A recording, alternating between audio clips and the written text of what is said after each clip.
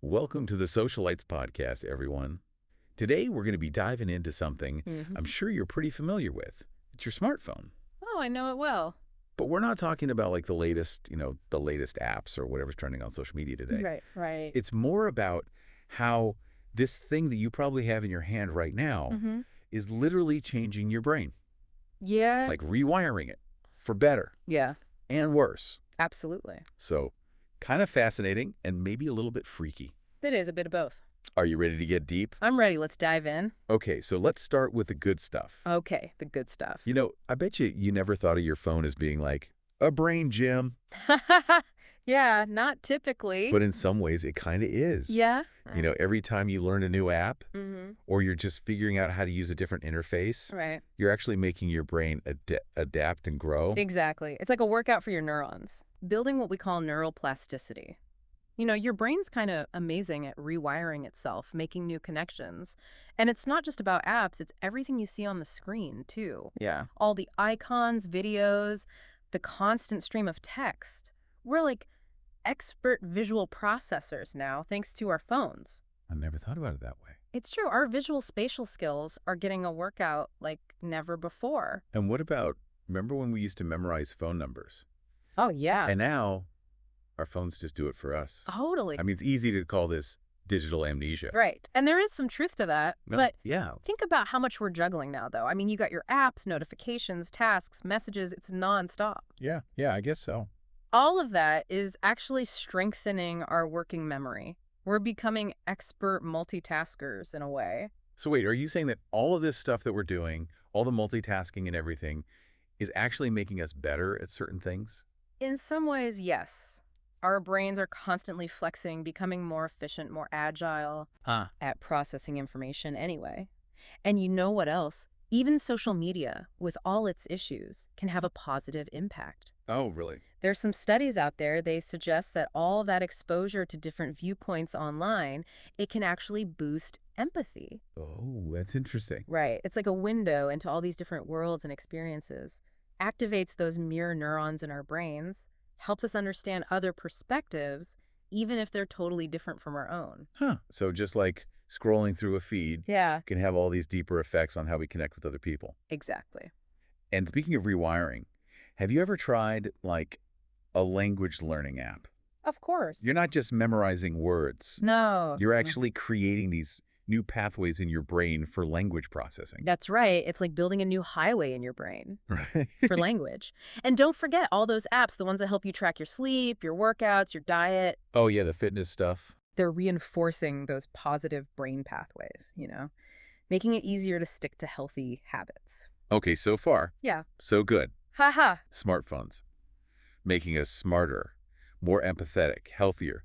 But and I think you knew there was a but coming.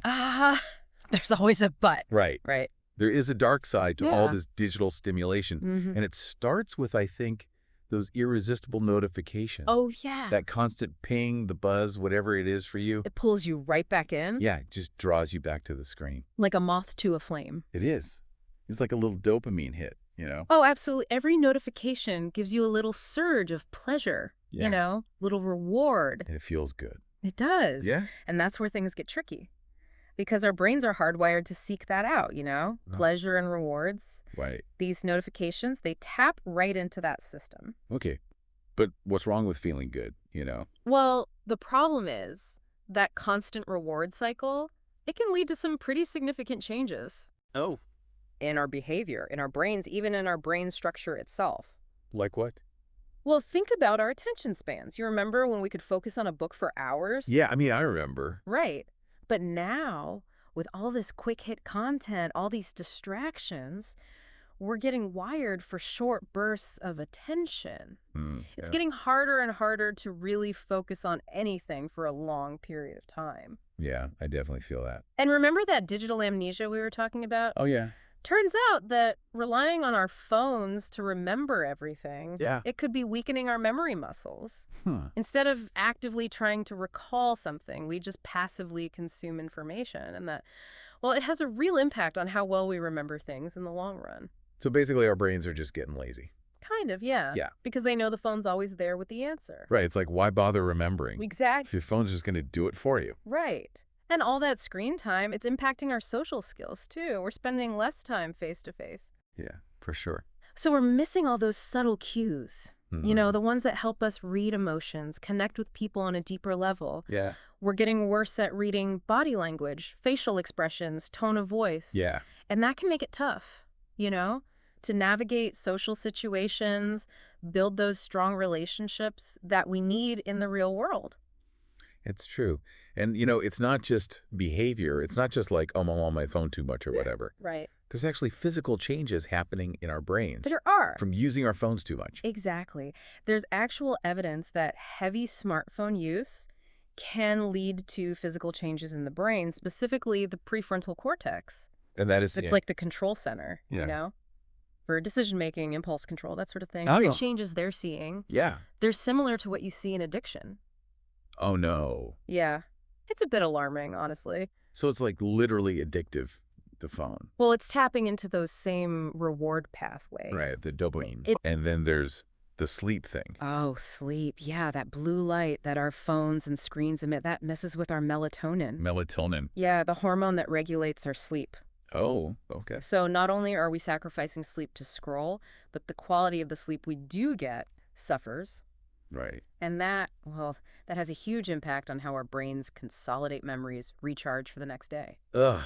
It's just a vicious cycle. It is. And then there's that whole Google it phenomenon, Yes. which, don't get me wrong, I love Google. Oh, it's an amazing tool. Instant access to information is incredible. Absolutely. But I also think that maybe relying on Google for every single question Yeah, might actually be hurting our problem-solving skills, it's our possible. critical thinking. Makes sense. Because, why struggle to figure something out when you can just look up the answer? Right. It's so easy. Yeah.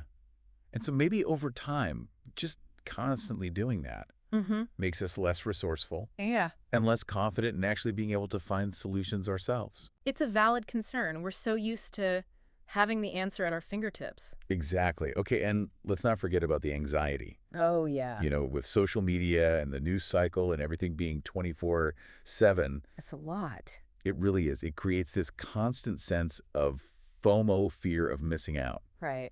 We're constantly bombarded with these images Hmm. of other people's seemingly perfect lives. Yeah. Those highlight reels And that just fuels this cycle. of anxiety, comparison, feeling like you're not good enough. Yeah, totally. It's a recipe for unhappiness, to be honest. So where does this leave us?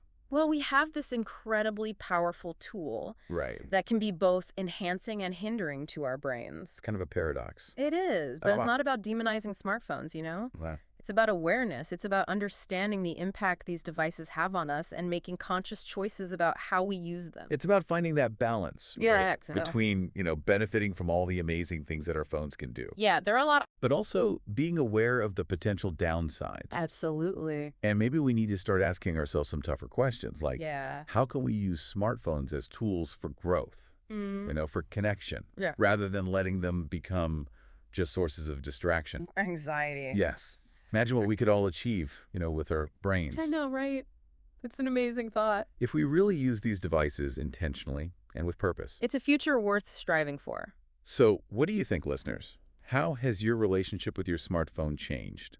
What strategies do you use to be more mindful? Let us know. And don't forget to subscribe and share the Socialites podcast with everyone you know. Until next time, stay curious.